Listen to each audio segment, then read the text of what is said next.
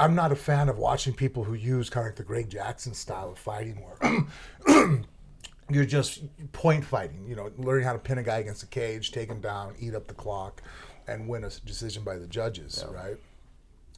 But at the same time, I feel like the onus is on the organization to make rules to where that can't happen. Because you can't tell people, you can't find the weaknesses in the system, because that's what humans inherently what we do. Yes. You know what I mean? Like, you've seen it. I remember Rob and I didn't agree, and now I'm actually on Rob's side with it.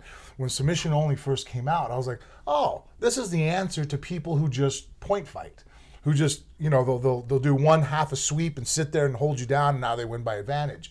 I'm all, that's killing mixed martial arts. Jiu-jitsu, like, that doesn't apply to real fighting. So you could be a world champion here, but it's not going to apply over here, because you're not really going for finishes. You're not going.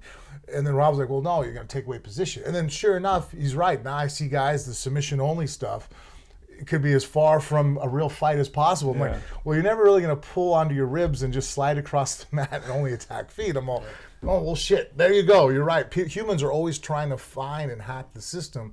And I like that attribute that we have. It's just trying to, like, okay, it's not about, like, if I put on a jiu-jitsu tournament, I'm not mad if you figure out how to hack the rules. Yeah, it's on the promoter to make better rules. It's on you to make better rules to avoid that from happening, because humans are always going to look for the loophole. We were talking about this podcast a while ago, but, like, it's such a great point, because as a competitor, there are things about IBJJF rules that I hated.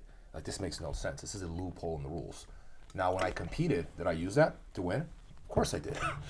It sounds like you're a hypocrite. Like, no, I'm not a hypocrite. Like, there's two sides to Robert. There's a side of Robert that wants to see the best rule possible, and there's a competitor that just wants to win. Yeah, there's no contradiction when you really think about it. It's like, you probably exploit, tax loopholes. You may disagree with them, but do you people use them? Who doesn't? Like, if I can get away with this, why? It's legal. I'm not doing anything wrong. So you're right. Like, it's always like, this is why, to me, the structuring of the rules is such a fundamental aspect of what direction the sport is going to take. Well, and that mentality is actually how I am too, even when it doesn't benefit me.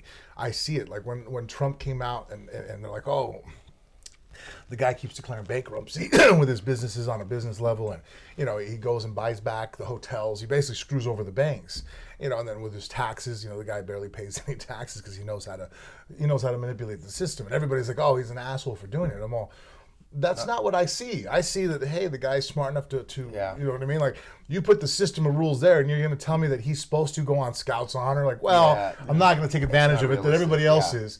To me, it's like, well, fix the system. You know what I mean? Like, obviously the system is fucked up. That make it to where guys like Trump can't do what he's doing, Yeah, absolutely. No, and it's, like you said, you have to play the rules as they are. If you're mad about them, don't blame the player. Play the game, right? Yeah. 100%. Well, and speaking of rules, where would you see, what would you change? Would you change anything about MMA and how it is structured? Because once again, the rules determine the direction the techniques will develop towards. They're always going to develop within that lane that the rules allow for, and we're always going to be on the verge of like what is allowed. But that's where development is going to come from, right? Within what the lanes that the rules create. How would you change these lanes? How would you change the structure of MMA? Actually, right now, the most recent incarnation of the judging system, I actually kind of like, because they say let's go over effective damage over position, right? And I agree with, because to me it's like, look, if you take someone down and you mount them and you just sit there and hold them down, that's not really winning a fight. You know what I mean? Like, yes, you're in position. Technically, you've done all the work to go ahead and inflict damage, but if you miss that one component, then it's pointless. And the reason why I think that's a good idea is because so many guys now, because they're always looking for loopholes in the system.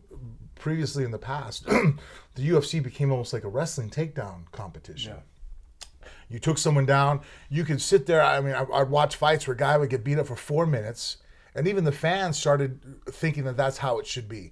And then one guy would blast him with a double, take him down, get on top of him for the last 60 seconds of the fight.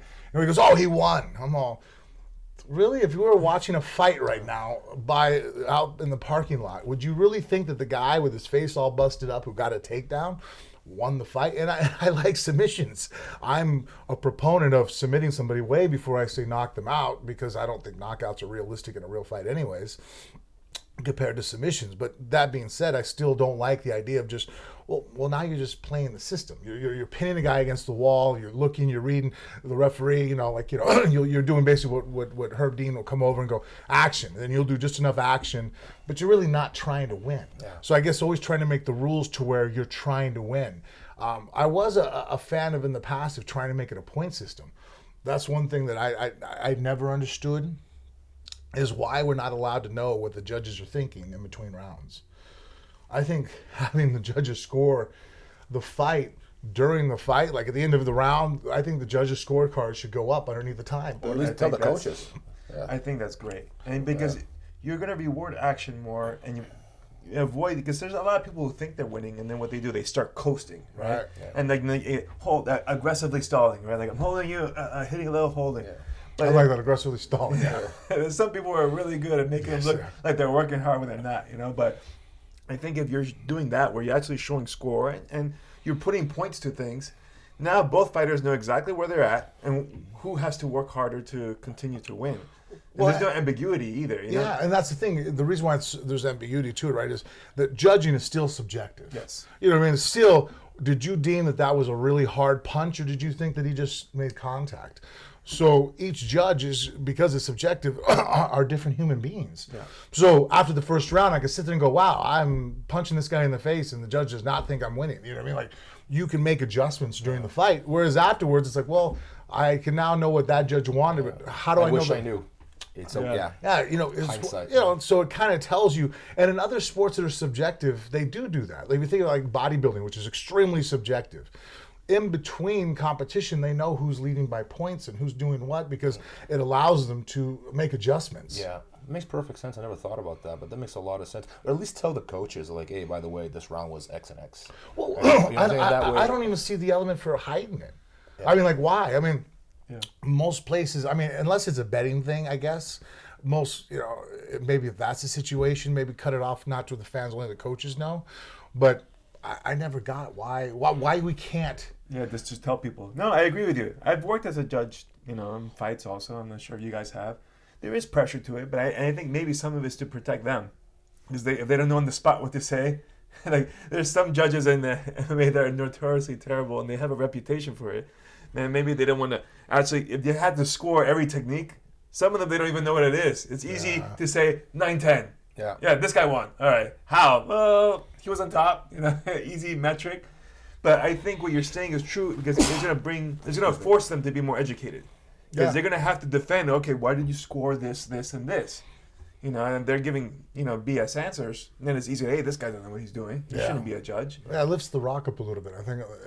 And which is like this is a whole podcast in itself, is like how the people are elected to become, a judge in an MMA fight. To me, blows my mind that they think that, you can't have former fighters or coaches there because they're going to be biased, and they solve the problem by bringing people that don't always have any experience. Yeah. And it's like, that's not a solution to anything, No, it'd be like having... It's very common. Like, yeah, but it would be just like you were saying. You imagine in the Olympics, and instead of having actual, like, gymnasts who used to be judges, it's just like me and you. You get a plumber. It's like, what the hell are we going to know? Electrician there to make that call. And it's crazy, but that happens a lot, and I feel that is a feature of martial arts for some reason, that promoters who have either promoters or commission or people that are in charge of creating these rules, they seldom have any competition experience. And I see this a lot in the BJJ world. I see it a lot in MMA as well. The people who are in charge, if you dig, they don't have any martial arts experience. They're fans. Which is, I think it's, if you understand, you can understand the sport by watching in some ways, but the best way to create an intelligent rule set is to go to the fighters, ideally, if they're not even fighting anymore, like, hey, man, how these loopholes, like, how do we close them? Because the fighters ultimately are the ones who understand the rules best, because their livelihood depends on it. So they have to explore those rules in a way that other people just see them superficially. Like, Mike Musumeci sat right here, and he's like pointing out the loopholes in ADCC. And he goes boom, boom, boom, boom, boom, and he picks it apart because he thinks like a competitor, right? But like, they never do that. They're always like, it's like a conversation they have amongst themselves, and they don't always like bring in the fighters to join into that conversation, which to me is the obvious thing to do. I think that, we do too many things from MMA are really holdovers from boxing. Yes. Yeah, carried over. And I think that back in the day, the idea of a boxer post-career going and becoming a judge probably was almost laughable, because of the brain damage, the economic background that the boxer probably had, education-wise. But MMA is not that way now. Now you have guys that are college graduates that are, MMA fighters that are now retiring that I think would make a much better judge. And any kind of, obviously no system's perfect. Any kind of argument that if there'd be, there'd be collusion with the guys because, this guy trains at that gym and you might know. I'm like, well, you just mark down and just, there would have to be some onus on the individual to be like, hey, look, we're going to have you, do the DS, Masvidal fight. Like, hey, I can't judge that fight because me and Diaz, I trained at the same gym he trains. Yeah. You know what I mean? So keep some kind of separation that way. Yeah, But, and you have to do that anyways when you apply as a court. At least in Florida, you have to put as a coach or even if you're a judge, like what are your biases? Like, do you have affiliations with anybody that could be a conflict? So we already do that. So I think they need to start pulling from a pool of guys that used to fight. Yeah, I wish they did that, and I think that'd be a smart thing to do in MMA and BJJ.